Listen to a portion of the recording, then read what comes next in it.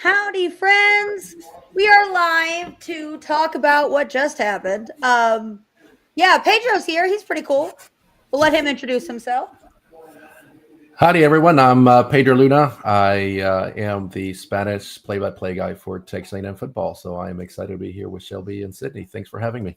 Of course. We're so We are excited excited to have you. you. So, first thoughts. What's the first thing that you're looking at this bracket that makes you upset?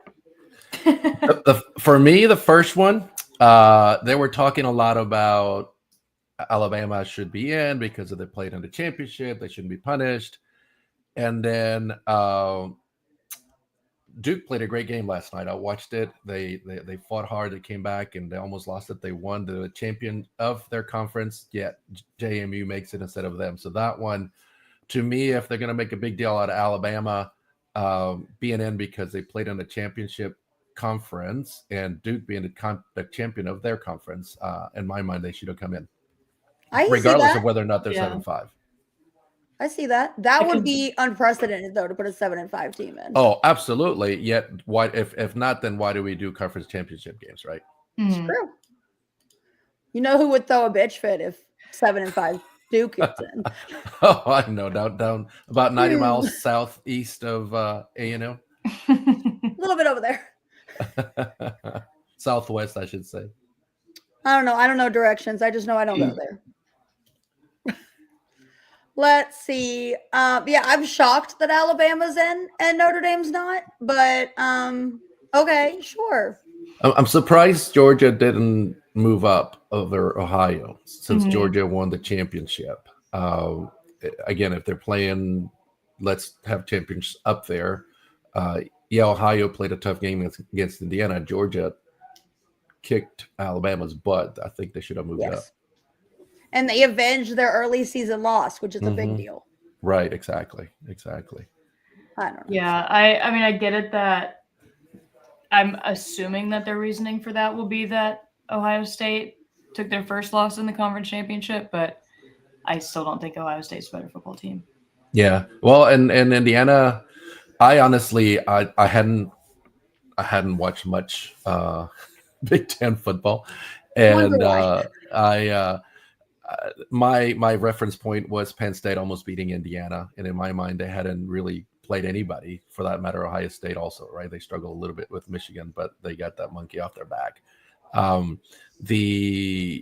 was surprised at how well Indiana handled Ohio State. I thought Ohio would come in, especially scoring early. I thought they would take advantage of the game, of the momentum, but Indiana turned it around. So I was actually surprised to see them win, and I thought they deserved it.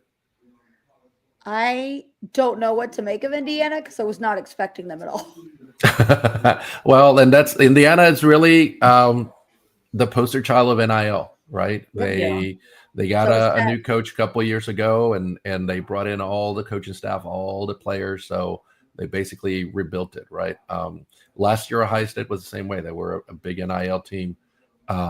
So Tech the same way, right? So it's they're all talking points for NIL and the way of the year. Now, I mean, we can also NIL. We can talk about North Carolina and how much they did and how much they spent, and we know where they ended. But they didn't have the chemistry, and you could tell that right off the bat. And there are teams that have the ability to build that chemistry. Speaking of North Carolina, seeing Max Johnson in the transfer portal, I was like, do you know how old you are, friend? Well, it's Max and Diego Pavlia, right? I mean, I was reading, I think, I can't remember who, it was somebody on Twitter, that Kyler Murray, who has been now 7 years in the NFL, or 7 years since he won the Heisman Trophy, Max is already playing in the NCAA. I love the family, the Johnson family. They're good people, but him being around, and Pavia as well, right? Trying to sue the NCAA again for one extra year. Oh gosh. And then who's the other one? Zach, who also he started playing football in college at the same time as Brock Purdy from San Francisco. And he's still playing. Yeah. He's still playing college ball. Some of these guys, you're like, you need a job. I keep seeing there are some guys I keep seeing appear, and I'm like, what? You're still? Are you you're sure? still in college? And then you have the guys posting their, I'm going to the job market. I have 43 years of eligibility remaining. Yeah. I'm like, yep, you get it. It's not Literally. happening. What do we, let's see, let's look at matchups. I just closed the bracket by accident. But let's see, we can talk A&M and Miami first since I know that one off the top of my head. What are we thinking? It'll be a good game. I was trying to think the last time Miami was at Kyle Field. It was a great night. We had been struggling at the beginning of the season. The 12th man was camping out for tickets, and they showed up in force. And I remember the Miami players at the time literally writing a recruiting video for us, talking about how amazing it was to walk into Kyle at night. I just hope it is a night game. I'm surprised that they actually left Notre Dame out, but I am actually glad that Miami made it in just because of that head-to-head, right? So head-to-head has to count for something. And so Miami beating Notre Dame, in my mind, made sense for that. But it should be a really good game. Last time we played, it was at not the Orange Bowl, but in Miami at Hard Rock, yeah. And we didn't play well, and the Zebras helped Miami a little bit with not calling some holding calls. We struggle a little bit with special teams that day. Here's hoping we don't have a repeat, and I'm liking it. I like that matchup. I'm very excited about it. I like Cassius Howell a lot, and I really think this could be his game. Mm-hmm. He's like, holding calls, let's go. Right. It reminds me of Miles a lot. Yes. Like a lot. Yeah, they have the same speed, the same buildup. So he's had an amazing season this year. And he just seems like such a good dude. That he's just kind of like, having hey, fun. I'm here. I'm going to kill your quarterback. Don't worry about it. I've told Sydney multiple times that my favorite picture from the A&M season is him dancing over Garrett Nussmeier looking absolutely dead. Like just laying on the turf, and Cash is like, yeah, we're like, okay, Garrett's dead behind you. Yeah, that one, and then him barking at the LSU O line during the timeout. That was greatness, and just why not? I can only hope that that's the energy that comes to Kyle, and hopefully will advance to match up against the Buckeyes. I think the playoff game at Kyle will be absolutely insane. Yeah, that's the only reason I'm happy we lost to Texas. Yeah, like not happy, but like the consolation prize. That's definitely the silver lining. Absolutely, the consolation prize. Oh, you get to host at Kyle. Yeah, leaving the stadium after broadcasting was definitely. I was actually, so people asked me because I'd gone to games in Austin as a student, and definitely the vibe was different as a student, just coming out and getting yelled at. After broadcasting our post-game show, we mostly ran into older Texas alum, and they were actually quite kind and wishing us, safe driving back home, etc. But yeah, it hurt to lose just because I hate losing to them. But morning time was like, all right, cool. We're in the playoffs. We'll have a home game. We'll be all right. That was the silver lining. Just like, you're in. Don't worry about it. Brush it off. Turn it around. And let's see. Oh, we have a comment. I'm going to put the comments on stage normally. It says, eat it, Irish. That's funny. I mean, hey, it happens. Does that mean we get to hear about our offensive linemen tackling their defensive linemen for the rest of our lives? Because if that doesn't happen, they get in because they win the game. Well, but they didn't. They didn't get in because they lost against Miami, right? It's so like, that's literally the reason why they didn't get in, because Miami beat them head to head. So had they beat Miami, they would be. It doesn't matter. Yep. Mm-hmm. But yeah, let's see. Tulane and Ole Miss. We've already seen how this plays out. I think both of these poor teams, and James Madison and Tulane, are just going to get clobbered. By Georgia and Oregon. James Madison might have a better run against Oregon than Tulane will with Ole Miss. And the question here though is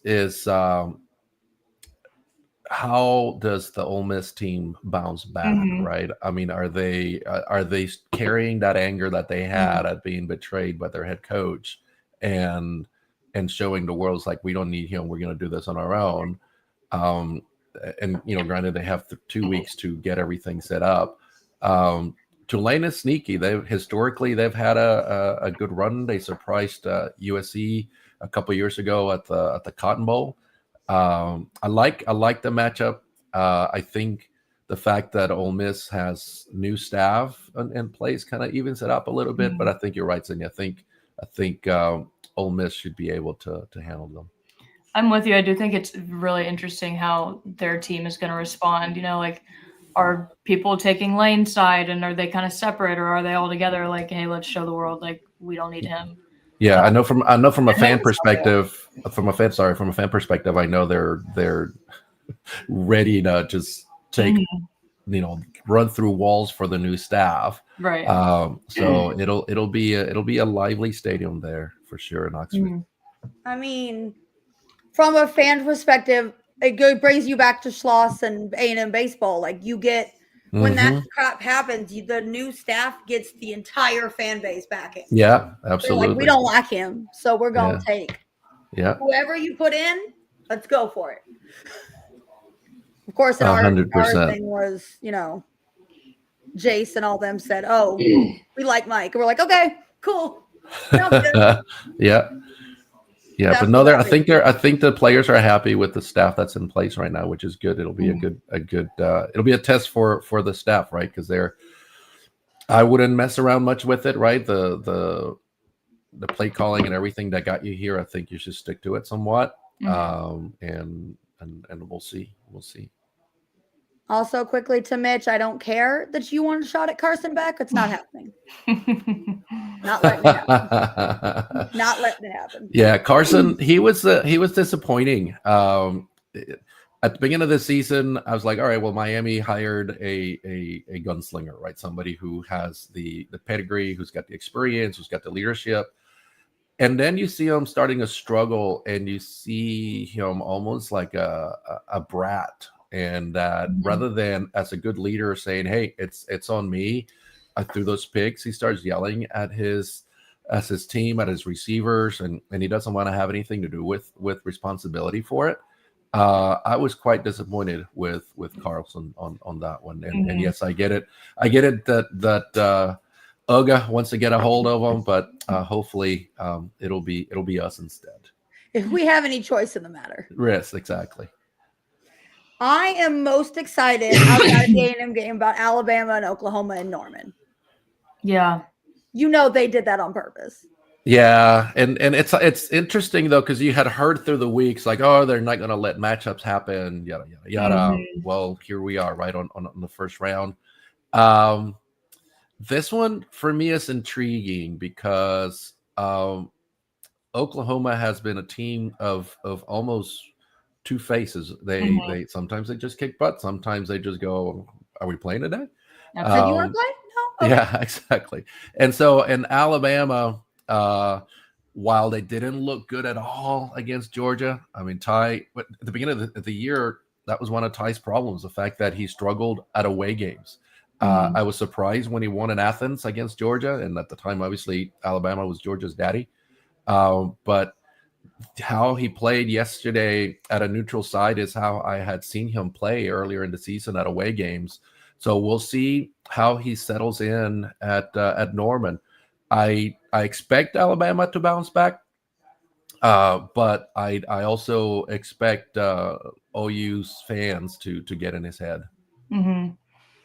I love OU in this one just because I want both us and OU to go as far as possible. Just to spite the people down south. That's all I have on that. Maybe. I like Oklahoma. I think their defense can play pretty well against Alabama. I mean, Alabama had -3, -5 rushing yards yesterday. Yeah, that was insane. We had more rushing yards than Alabama did yesterday. Yeah, we did too. Because the entire SEC had more rushing yards. Yeah. So if they can play strong and kind of shut that down and get in Ty Simpson's head, Yeah. I think they'll be in pretty good shape. Absolutely. Then we have James Madison in Oregon. I don't know anything about James Madison, but they sound fun.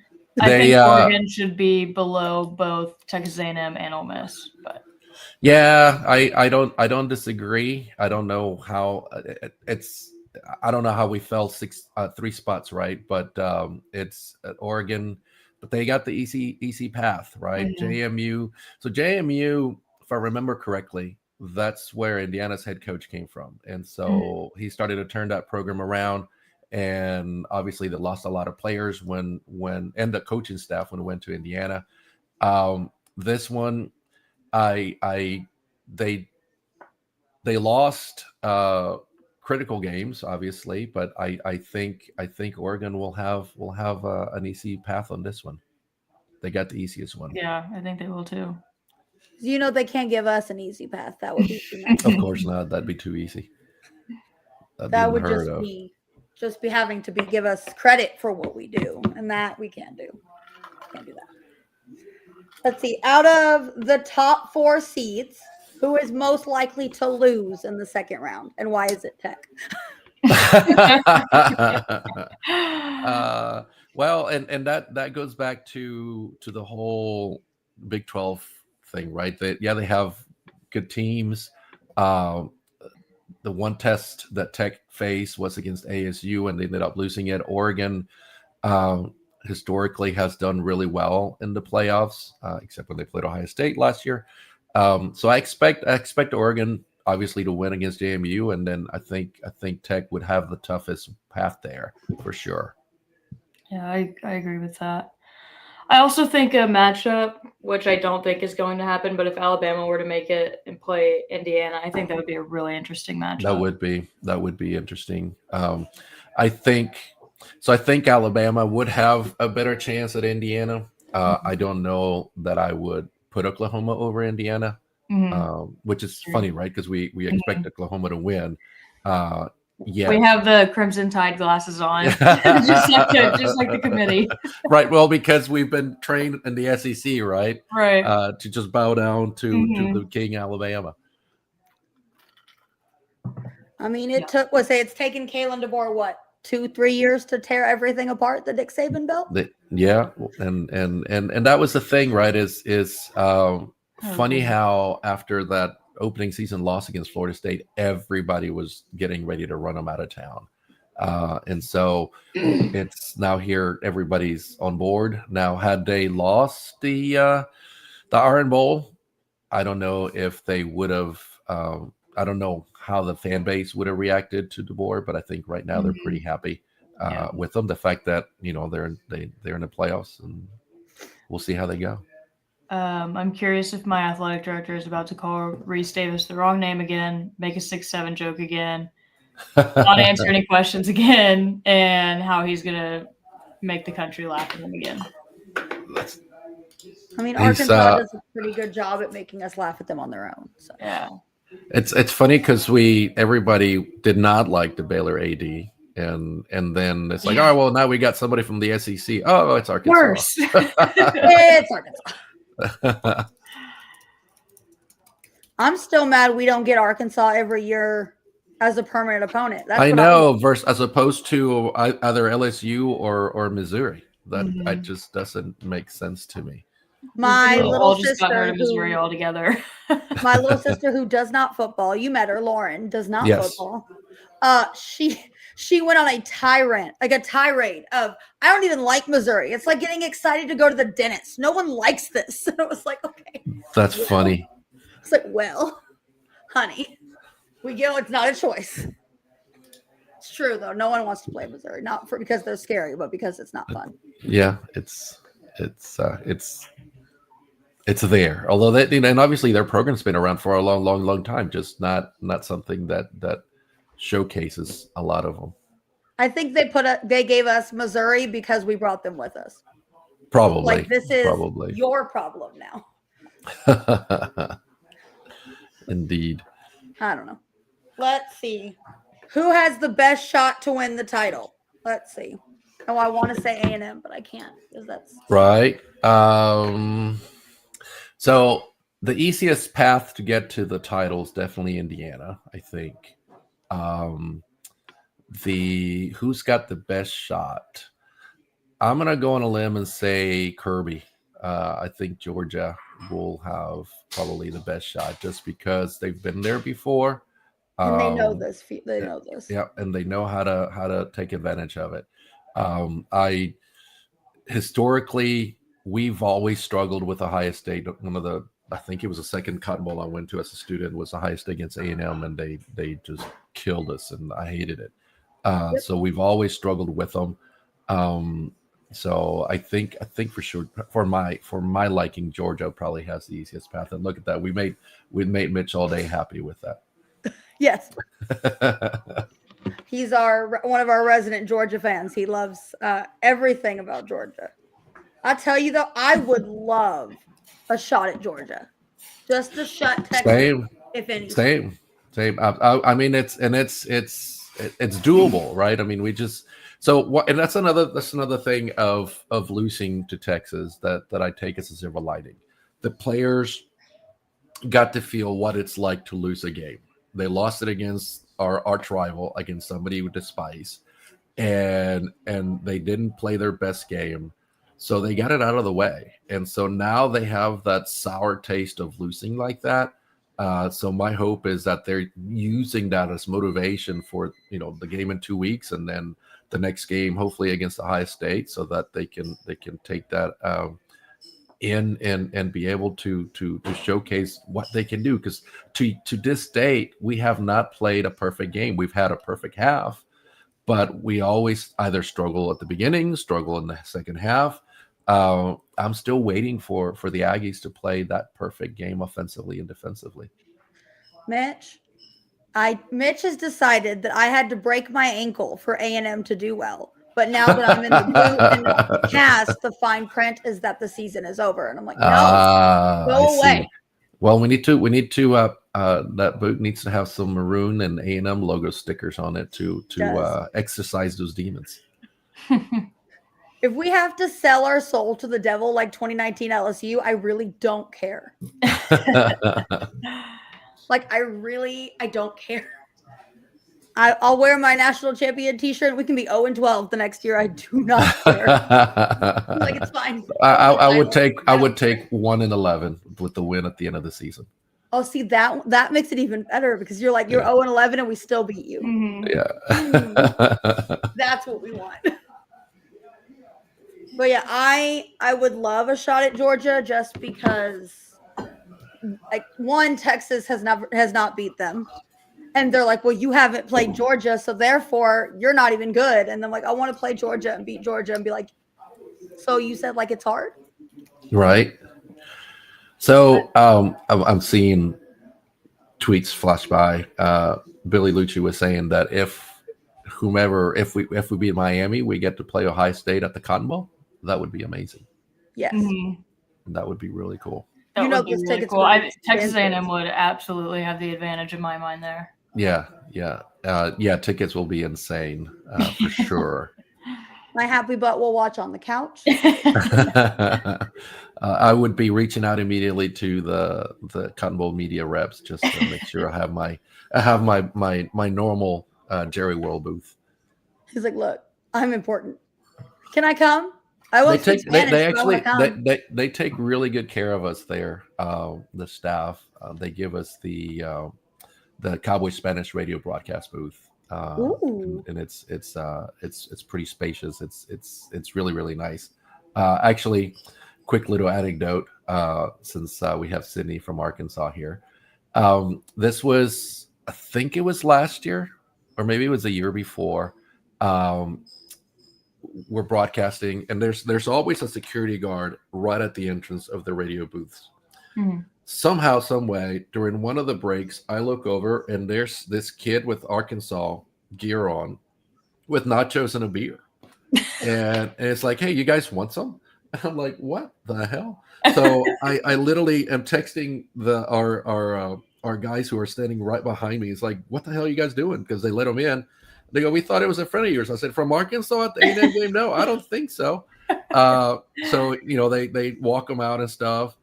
And And he goes, well, I was just offering nachos for you guys. And so then at halftime, I went to the security guys like, what the hell? Somebody just literally walked in with a beer and nachos to our podcast booth.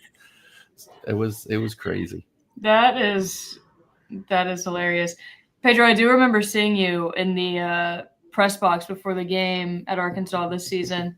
And I remember like walking past you and I was like, or maybe we were eating in that little area, but I just remember seeing your credential and it was like Texas A&M Spanish. You should have said hi. I was like, oh, that's cool. You should have said hi. I didn't know you were. It doesn't matter. No, it was neat. It was, so they put us, and most SEC stadiums don't have an extra broadcast booth. My good friend Carlos, who does the play-by-play for Tennessee in Spanish, Tennessee doesn't have one for him, so he broadcasts all the Tennessee games from a radio studio. And LSU, they often bump us because ESPN decides that our game is good enough to be on ESPN national radio, so they'll give them that booth. And that happened with Tennessee ones. They were going to give us the booth, and they ended up, ESPN said, no, we need that, so ESPN took it. At Arkansas, they actually had us sitting right inside the stadium on a corner, and we were right next to the Skycam people. And but they took really good care of us. It was raining, but everything was, by the time the game started, everything was dry and it was nice and chilly. But we had a nice little tarp and a canopy. But it was awesome because literally I could reach down and shake hands with the Arkansas fans. We were literally right in the middle of the fans. Next to us was a wall with the suite. But and that is the first time obviously, because we've been playing at Jerry World, but that was the first time I've been at the stadium, and it was really cool. I really enjoyed being there and the crowd and just how awesome everything was that night. Good. It was a good night for our crowd for sure. Yeah. And next time just say hi. I will. Sure. Yeah. Sydney got her picture with Rev and immediately texted it to me. Oh, really? That's cool. So you were on the field probably at the same time I was. I was down there most of the game. That game. Cool. Yeah. Very cool. All right. Pick your national champion, and we will talk right before the first round. I just you're looking at the bracket. You're like, yes, at this point. We can change later, but at this point. I think Georgia and A&M would be a really good game if that got to there. So out of there, I'm not sure. I think Indiana can make it to the national championship. Yeah, I think Indiana can make it. My gut tells me Georgia. Yeah. My heart wishes A&M. But yeah, my gut tells me Georgia. My maroon Kool-Aid tells me A&M. We were joking before you got here. Sydney's like, A&M's just happy to be here. We are. We're happy to be included. Yeah. I mean, I would be. I'm sure Indiana feels the same way. COVID year, we deserved to be there, and they left us out. They put in Ohio State and Notre Dame, but we really, I mean, we only lost one game, and that was Alabama. So we truly deserve to be there COVID year. So it's been a long time coming for sure for us to be able to be in the playoffs. Yeah. Had you told me at the beginning of the season that we were going to be 11-1 and in the playoffs, I would have been like, yeah. Yep. Okay. Yep.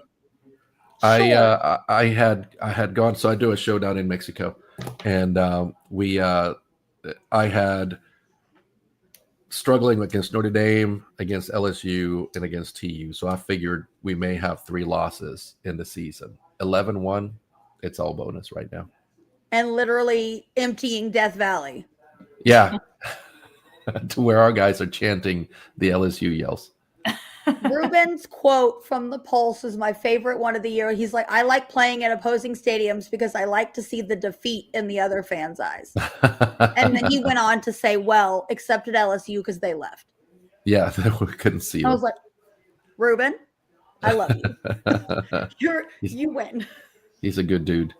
He seems super fun. Like he just seems like one of those guys that you're like, yep, I want to hang out with you. Yep. Absolutely. He's got a good head on his shoulders. He's got a good dad too. His dad is really cool. Yes, I've seen his dad on Twitter. Mm-hmm. I have his dad and then Tristan on the defense. I can never pronounce his last name, so it's with J. Jernigan. Yeah. His mom follows me on Twitter. And I'm like, yes, this is Aggie Mom 101. She's fun. So our Hispanic Network tailgate at Aggie Park is right next to the football families tailgate. So all the parents are normally next to us. So I get to see them pretty often. So that's pretty cool. I love that. All right. We will likely have another show before the first round to really talk about each team as we get closer to the games. And you're welcome to be there, Pedro. I would be honored. Absolutely. Let me know. I am grateful and honored to be here with you guys. Sydney, it's a pleasure to meet you. Shelby, always a pleasure. So yeah, if you guys will have me back, absolutely, I would love to be here. All right. Thanks, Gig'em, and we'll see y'all later. Cheers, guys. Go ahead, Sid. Say it. If we say Gig'em, you got to do it. Fine, Gig'em. No, there you go. But okay. I know. That's what I was thinking. I was thinking she go pick Suey, but that's what she usually does. So I was she like, converted. I thought you were wanting a Gig'em out of me. Bye, guys. Big always. Cheers. Bye.